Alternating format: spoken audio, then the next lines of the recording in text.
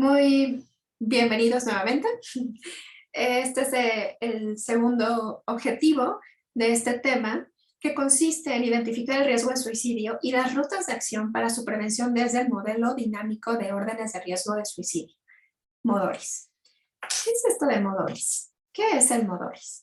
El MODORIS es un modelo que estamos proponiendo que tiene como principal objetivo estructurar la atención de las personas con riesgo de suicidio desde la identificación de este a partir de la comunidad y qué poder hacer o qué acciones emprender para que se le atienda apropiadamente a las personas que tienen este riesgo.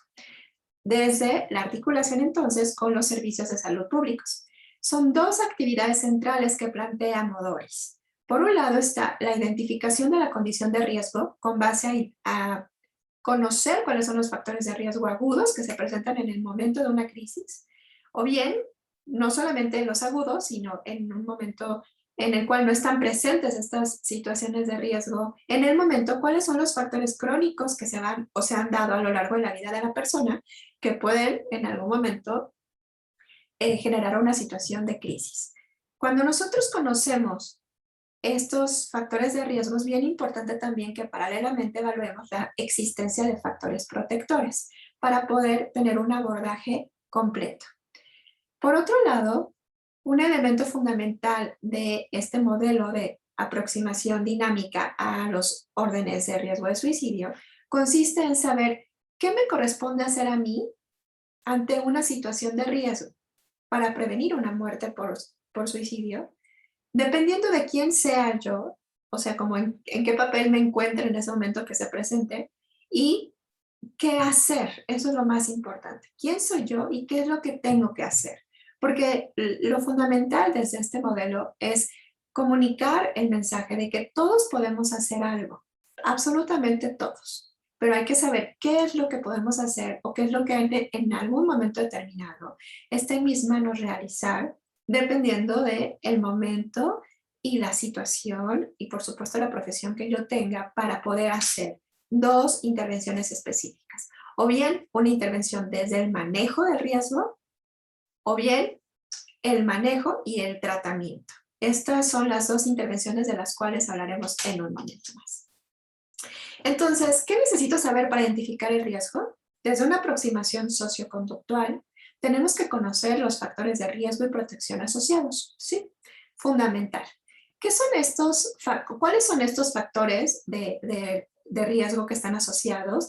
Pues no solamente consisten en los elementos o las circunstancias y características de la persona, sino del entorno que incrementan la probabilidad de que el riesgo de suicidio se presente. En este caso, los factores de riesgo asociados a una crisis aguda o a un momento o episodio agudo, para algunos autores también se conoce como riesgo inmediato o riesgo proximal, porque es cuando la persona está bajo un estado de agitación física tan importante y que llega a poner en riesgo su vida y su integridad física está en riesgo. Entonces, estos factores de riesgo agudo están muy vinculados con el hecho de que evocan estados emocionales que incrementan la motivación al suicidio, por un lado, y son eventos que desalientan u obstaculizan el uso de estrategias de afrontamiento alternativo. Es muy importante que sepamos esto porque aunque tratemos a la persona ya desde un modelo de intervención específico, pueden llegar a presentarse estos eventos en cualquier momento, que es a lo que conocemos como crisis, y lo importante es que las personas sepan qué hacer en ese momento, ¿no? Vamos a hablar más adelante de este plan de seguridad. Pero por lo pronto identificar cuáles son los factores o estas circunstancias características que hemos dicho de la persona y del entorno o del contexto que pueden presentarse para generar una crisis. Por ejemplo, a nivel personal, el estar o encontrarse bajo un estado de agitación psicomotriz, el presentar letargo extremo, probablemente porque consumieron algún tipo de sustancia que los hace reaccionar de esta manera, el identificar signos de envenenamiento, o bien el identificar que la persona se lastimó físicamente con cortadas, quemaduras, ¿no? Es algo, una autolesión clara y evidente, que es una autolesión además severa, que puede poner en riesgo la vida de la persona. Elementos de tipo cognoscitivo, es decir, ideas en las personas al respecto de lograr su propia muerte querer morir, ¿no? Deseos de morir, pérdida del sentido de vida, muchas veces la rigidez cognitiva de decir, no, es que si esto no se da de esta manera o si no hay otra forma de resolverlo, esto es lo único que podría ayudarme a tal y no se presenta, eso es parte de lo que puede generar un episodio agudo, una crisis. Emocionalmente, tener muchos sentimientos de desesperanza, de impotencia, por supuesto de enojo, de frustración, de miedo, de inseguridad, sentirse amenazado. Conductualmente, pues presentar impulsividad, tener conducta agresiva, violenta, el haber tenido intentos de suicidio previos, el tener una autolesión severa. Entonces, solamente son estos algunos ejemplos de lo que nosotros podemos identificar como factores de riesgo a nivel personal, estas circunstancias o características que nos indican que la persona está en riesgo y que tenemos que actuar de una manera. Vamos a ver después cómo, pero simplemente hay que conocerlos en este momento. Contextualmente o dentro del ambiente, ¿qué ocurre? Pues lo primero, un primer factor de riesgo es el tener acceso a medios letales, porque cuando la persona está bajo este estado de agitación psicomotriz, de impulsividad, de desconcierto, de sentimientos de frustración, impotencia, desesperanza, pero además con conducta agresiva y hay un arma en casa, eso es un factor de riesgo dentro del contexto que puede promover que esta crisis pues tenga un desenlace fatal. A nivel social, pues estar bajo condiciones de violencia, o bien haber perdido un ser querido y estar en una condición emocional que vulnere mucho la estabilidad en ese momento de la persona. Laboralmente o académicamente, la pérdida de empleo, el fracaso escolar, son dos de los elementos fundamentales para que una persona dentro del contexto viva una situación altamente estresante y ante la falta de una habilidad para resolver esta situación puede presentarse o acompañarse este tipo de pensamientos, de emociones y de conductas que los ponen en riesgo. Económicamente, pues el tener deudas que no pueden pagar, que además tengan plazos específicos y que el plazo esté próximo a vencerse, también es un elemento importante del contexto. Algunos factores incidentales, como por ejemplo que se haya presentado un suicidio en la comunidad, eso también es uno de los principales factores de riesgo para que se dé un episodio agudo, o bien el haber sido sentenciado a prisión. Las primeras 24 horas son de las más importantes cuando una persona recién ingresa a estos escenarios. Entonces van a tener un módulo más adelante donde abordarán un poquito con mayor profundidad esta forma en lo comunitario de atender la situación de riesgo en escenarios particulares, ¿no? Aquellos donde las personas privadas de su libertad se encuentran. Muy bien, ahora que esto es solamente como un ejemplo de cómo podemos identificar estos factores, porque una de las preguntas para muchas personas es, pero ¿cómo lo noto? ¿Cómo me doy cuenta? Pero si no lo dice tan claramente, sí, hay algunos momentos en los que las personas pueden expresarlo verbalmente, y ahorita vamos a ver como qué tipo de expresiones podemos identificar, o hay veces en las cuales no lo dicen verbalmente, pero lo dicen con su conducta. Entonces, algunas formas, por ejemplo, en las cuales ellos pueden estar pensándolo o haberlo dicho es, me siento innecesario, sería mejor estar muerto, no seré un problema por mucho tiempo más, quiero matarme, si mañana no estoy, quiero que sepas que eso de manera verbal, ¿no? Que está vinculado con lo que piensan y lo que dicen. De manera conductual pueden estar teniendo cortaduras, por eso las autolesiones sí es cierto que es uno de los factores de riesgos asociados a la muerte por suicidio, porque de la autolesión puede escalar. Si la autolesión se acompaña, las autolesiones son cualquier tipo de heridas físicas que ponen en riesgo la integridad física de la persona. Pueden ser leves, moderadas o severas, pero cuando la autolesión se acompaña de pensamientos de muerte y deseos de morir, de esta intención de morir, entonces ya se considera un intento de suicidio. Entonces, cuando existen este tipo de autolesiones, conductualmente. Identificamos que están o que la persona empieza a decirle al otro, quiero que conserves este disco, tiene mucho valor para mí, o no le digas a mis papás que, que me viste así, o he tenido, bueno, yo casos de algunos pacientes que algún familiar los encuentran a punto de ahorcarse o buscando cuchillos, objetos punzocortantes o las pastillas. Entonces, cuando lo identifican, ¿no? Primero que nada es como un abordaje de no le digas a mi papá, no le digas a mi mamá, no, tú no me viste haciendo esto, ¿no? O bien tener consumo de sustancias como para disminuir su nivel de estrés, de ansiedad. Esto es así, nada va a cambiar, expresiones no vinculadas con desesperanza, o bien con que la persona no esté en el momento presente, por ejemplo, no sé, ¿sí? ¿Qué me estabas diciendo? No sé, tú decide, me da igual, ¿no? Ese tipo de expresiones nos hacen notar que la persona tiene algo, que probablemente lo tiene desorientado, desubicado, con malestar. Entonces, son elementos sutiles, pero que hay que considerar dentro de un contexto. Acuérdense que siempre tenemos que ver la conducta dentro de un contexto. Por ejemplo, cuando llegan a tener rupturas amorosas, sin ella o sin él, aquí ya no tiene sentido que yo continúe en esta vida, o cuando perdieron a alguien por la muerte de alguien, de un ser querido, mi vida ya no tiene sentido, lo único que yo hacía era dedicarme a cuidarlo, o a cuidarla, o a estar con él, o a acompañarlo, ya, no puedo más, ¿no? Estoy harto de siempre discutir contigo, no vas a cambiar y ahora qué va a pasar, o cuando, por ejemplo, llegan a tener algún tipo de diagnóstico. Esto es muy importante también, porque muchas veces el diagnóstico médico, pues, dependiendo de cuál sea la problemática, pero en algunos casos, pues, sabemos que hay problemas de salud, pues, a nivel crónico, que además, pues, degenerativo, ¿no? Que tienen un impacto cuando se recibe este diagnóstico, ¿no? Entonces también este tipo de situaciones colocan a las personas en en un evento o en una situación de mucho malestar, ¿no? Así es como se visualizaría de alguna manera lo que para la persona representa estar en un momento de tanta confusión, de malestar, de angustia. Entonces, si empieza, imagínense que todo esto se presenta de manera rápida y desbordante en alguien, esto es lo que puede desencadenar un episodio agudo o una crisis.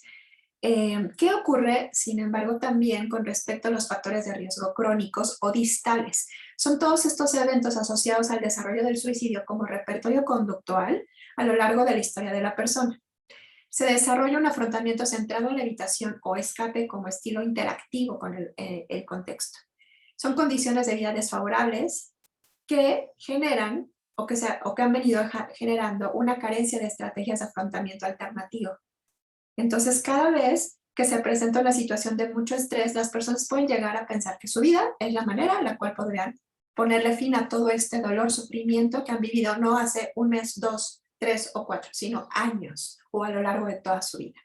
Algunos de estos ejemplos son, por ejemplo, a nivel físico, calidad de sueño. O sea, personas que no tienen una calidad de sueño es uno de los factores distales importantes a considerar.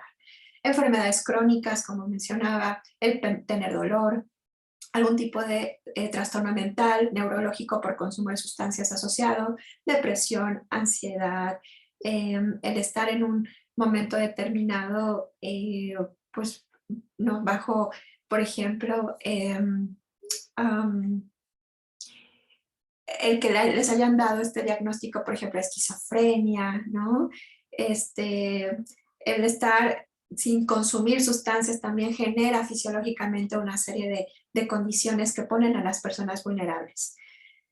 A nivel cognitivo, sabemos que uno de los elementos se ha identificado en las diferentes investigaciones que acompañan como características, ¿no? En ese sentido, una probabilidad de que las personas se coloquen en una situación de riesgo tiene que ver con un nivel de perfeccionismo poco realista, es decir, pero es que tendría que haberlo hecho mejor, es que, y todo el tiempo, o sea, no una vez, no dos veces, sino algo que ocurra a lo largo de su vida. ¿Por qué? Porque eso implica que las personas van a tener mayores dificultades para adaptarse a las diferentes situaciones de cambio, por un lado, Por eso la rigidez también es un elemento que puede abonar a las situaciones como de riesgo, por la dificultad que existe en las personas de adaptarse a situaciones nuevas, a tolerar el malestar cuando una situación determinada se presenta. Y bueno, esto se acompaña también de lo emocional, tener desesperanza crónica, personas que a lo largo de su vida han aprendido que pareciera que un poco de lo que hacen ayuda a que las situaciones cambien, o sentimientos de derrota, bueno, al fin que pues sí, no me quedé en la universidad, pues no me sorprende. Difícilmente hago algo bueno en mi vida, o casi nunca, porque tienen también este pensamiento de constricción o visión de túnel, como se le conoce, ¿no? Donde solo hay una forma de resolver, solo hay una salida, o no existen diferentes tonalidades o matices de oportunidades. Es o todo o nada, o es siempre o nunca. Entonces también eso es algo muy vinculado con la rigidez y con la percepción de derrota. Conductualmente, el aislarse socialmente, el tener autolesiones a lo largo de su vida. Puede ser un joven que desde los 12 años, que ahorita tiene 21 años, y desde los 12 años ha estado cortándose como una forma de... Las autolesiones, recuerden que tienen una función. La función es ayudar a disminuir el malestar emocional, porque a partir de que uno se lesiona, sí se segregan una serie de sustancias bioquímicas que, al menos de manera temporal, generan una sensación de alivio. Entonces, sí es una estrategia evitativa el autolesionarse para muchos adolescentes, sobre todo, por lo que obtienen en función de esa conducta, ¿no? O sea, la conducta tiene una función, entonces hay que entender cuál es esta función y qué es lo que está ayudando a que se siga manteniendo. Por supuesto, hay factores de tipo biológico como los neuroendocrinos reguladores, que hay una serie de condiciones también en las personas que pueden estar asociados a que exista un mayor riesgo a lo largo de su vida, en función de considerar el suicidio como la manera de dejar de sentir malestar. A nivel contextual o ambiental, en la familia, tener situaciones o vivir a lo largo de su historia bajo circunstancias de violencia, discordia entre los padres, hijos o familia en general, haber sido víctimas de abuso sexual, no solamente una vez o dos veces en su vida, sino a lo largo de ciertos periodos de su vida. A nivel social, tener factores de riesgo psicosocial, condiciones económicamente desfavorables, el haber sido víctima de abuso o de acoso escolar también son parte de los factores de riesgo, porque las personas van desarrollando este repertorio conductual en respuesta a estas situaciones desde la evitación. Y parte de la evitación puede ser el tener fantasías de muerte que me ayudan a visualizarme de una manera distinta ante una situación determinada.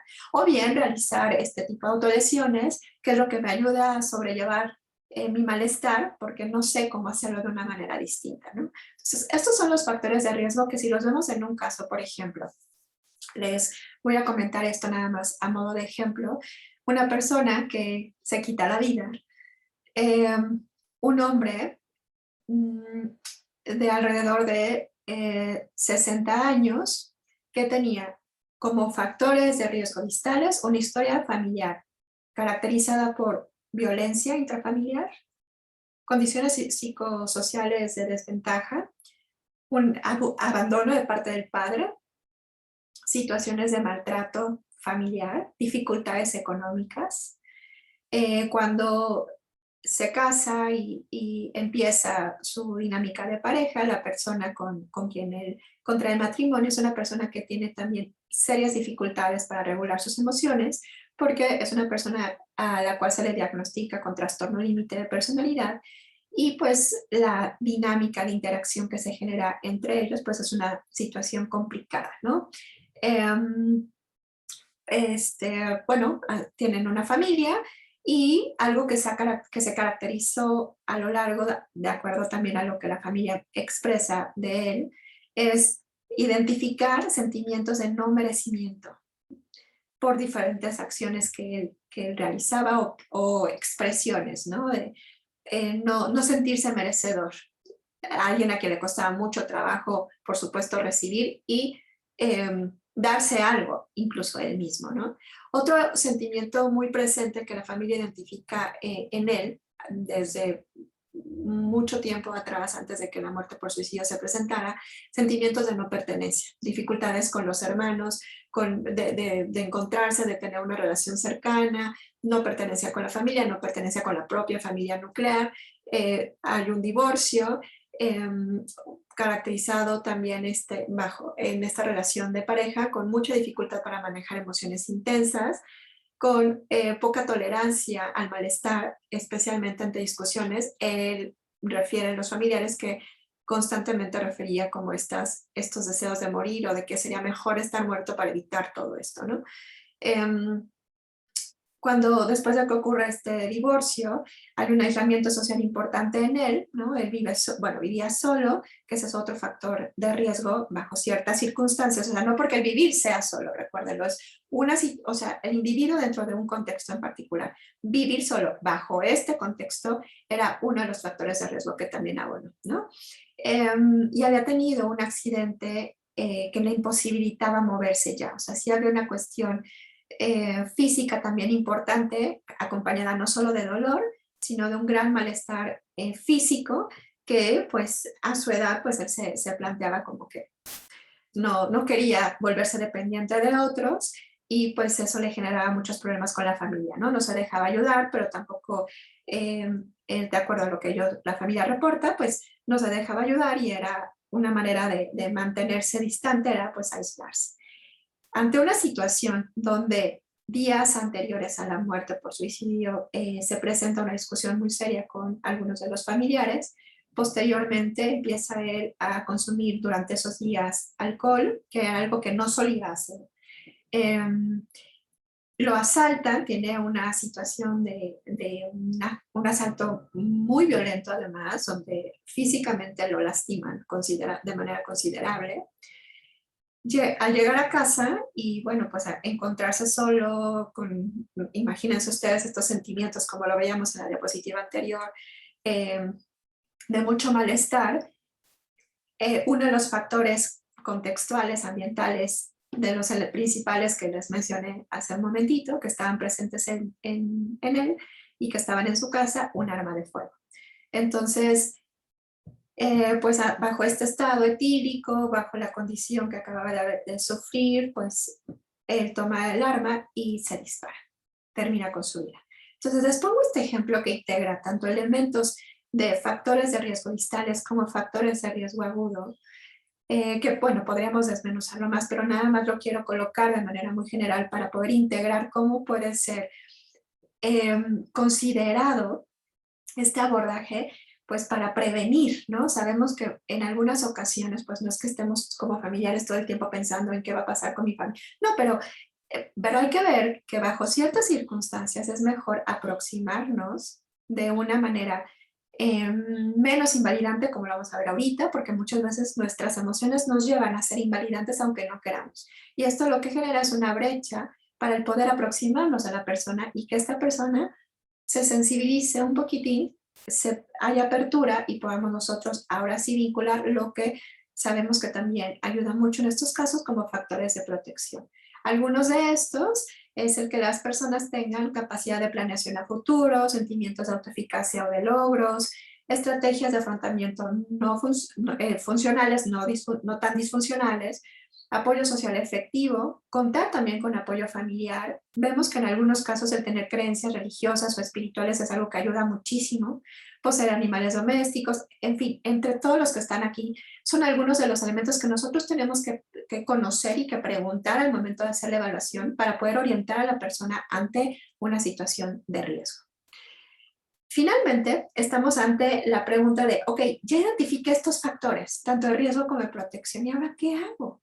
Dos elementos importantísimos. Saber qué hacer en lo general y luego vamos a ver a qué hacer en lo específico. Ante lo general, vamos a ver ustedes en módulos posteriores, van a conocer un modelo de abordaje comunitario también, de guardianes informados, pero creo que esto es algo que todo el mundo debemos de saber hacer, ¿no?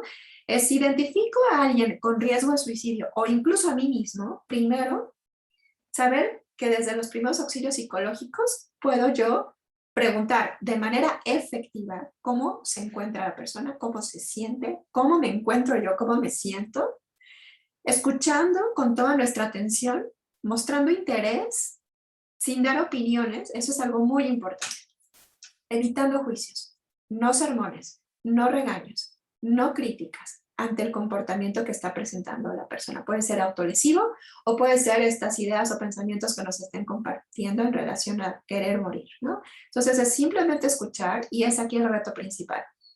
Escuchando mostramos interés, pero lo más importante es no dar nuestra opinión personal al respecto, no decir, pero ¿cómo se te puede ocurrir eso? ¿Pero en qué estás pensando? ¿Cómo no piensas que tu mamá, que tu papá, que tu hermano?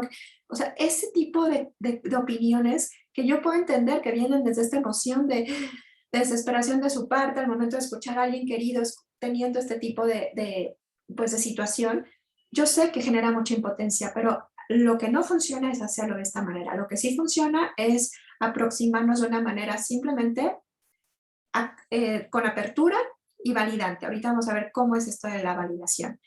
Buscar ayuda oportunamente. Acuérdense que no tienen por qué saber cómo resolverlo todo. Piensen que no están solos y que existimos muchos profesionales de la salud mental que podemos ayudarlos. Y muchos de ustedes están formándose justo para poder saber cómo responder ante estas situaciones de emergencia. Algunos de ustedes es parte de lo que hacen todos los días y saben manejarlo perfectamente bien. Dependiendo del perfil que tengamos, estos primeros auxilios psicológicos o primeros auxilios articulados a la parte del riesgo de suicidio, no, como muy, el principal elemento que abona para lo del riesgo de suicidio tiene que ver con esto, con el mostrarnos de manera muy validante, sin dar opiniones, sin juzgar a la persona, tratando de entender qué es lo que le está pasando y cómo podemos nosotros ayudar a que este riesgo disminuya. Muy bien, ahora, ¿qué me corresponde hacer? Esa es otra de las preguntas de los 400,000, ¿no? Depende mucho de en dónde se presenta el riesgo y qué papel tengo yo en ese momento. De acuerdo con lo que yo les comentaba sobre Modoris, depende si yo soy un padre de familia, o sea, miembro de la comunidad, ¿no? Si soy la pareja, el amigo, la amiga, compañero, compañera, profesor, directivo de esta persona. Si yo soy un primer respondiente del equipo de servicios de seguridad o de emergencia, dependerá qué es lo que me toca hacer, ¿no? O sea, esto es como desde la comunidad, si yo más bien estoy involucrado en algún tipo de servicio de seguridad o de emergencia, también me corresponderá hacer otra cosa distinta. Si yo soy agente o brigadista comunitario, primer respondiente también, ¿no? Si soy personal de salud no especializado, como trabajador social, enfermero, enfermera, médicos, psicólogos escolares, laborales, sociales, también dependerá mucho de eso, de cuál es mi papel en este caso. Y si soy personal de salud especializado, psicóloga, psicólogo clínico, médico, psiquiatra, o sea, dependiendo de mi profesión es que yo voy a poder realizar diferentes acciones. ¿Okay? Muy bien. Voy a dejar por aquí en este momento.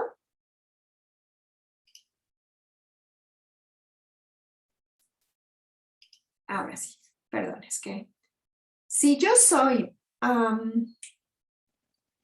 estos ya no funcionan.